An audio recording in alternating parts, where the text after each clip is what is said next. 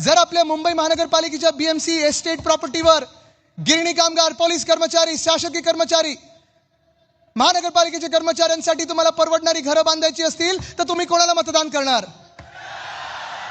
जर आपल्या मुंबईमध्ये जसं उद्धव साहेबांनी 500 स्क्वेअर फुटापर्यंतचा प्रॉपर्टी टॅक्स माफ केला, 700 स्क्वेअर फुटापर्यंत माफ करून घ्यायचं असेल तर तुम्ही कोणाला मतदान करणार? आपल्या मुंबई महानगरपालिकेच्या माध्यमातून 100 युनिट पर्यंत वीज मोफत पाहिजे असेल तर तुम्ही कोणाला मतदान करणार? आपल्या बीएसटीच्या बस ह्या 10,000 पर्यंत न्यायच्या असतील तर तुम्ही कोणाला मतदान करणार? मोफत बस महिलांसाठी सुरू करायची असेल तर तुम्ही कोणाला मतदान करणार? बसचं भाडं रद्द करायचं असेल तर तुम्ही कोणाला मतदान करणार? भाडेवाढ रद्द करायची असेल तर कोणाला मतदान करणार? महामानव डॉक्टर बाबासाहेब आंबेडकरांच्या नावाने जर तुम्हाला सर्वात मोठी लायब्ररी बांधायची असेल तर तुम्ही कोणाला मतदान करणार?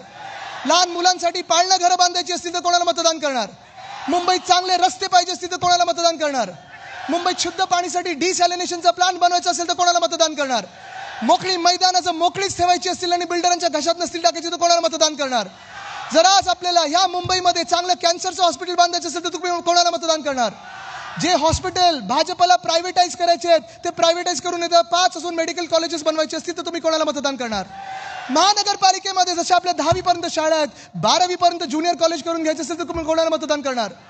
घरकाम करणाऱ्या महिलांसाठी नोंदणीकृत करून 1,500 रुपये सन्मान निधी म्हणून आपल्याला द्यायचं असेल तर तुम्ही कोणाला मतदान करणार? कोळी महिन्याला सन्मान निधी द्यायचा असेल तर तुम्ही कोणाला मतदान करणार? ही मुंबई जर वाचवायची असेल तर तुम्ही कोणाला मतदान करणार?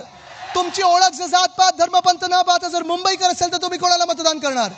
जर तुम्हाला राजसाहेबांना मतदान करायचं असेल तर तुम्ही कोणाला मतदान करणार? जर तुम्हाला उद्धव बाळासाहेब ठाकरेंना मतदान करायचं असेल तर तुम्ही कोणाला मतदान करणार?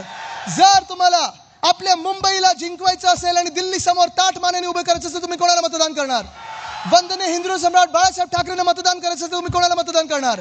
पवार साहेबांना मतदान करायचं असेल तर तुम्ही कोणाला मतदान करणार?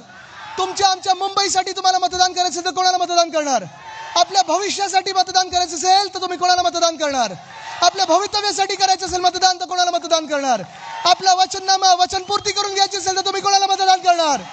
मशाल, इंजिन आणि तुतारी हेच सगळीकडे वातावरण असलं पाहिजे. जिंकायला तयार आहात?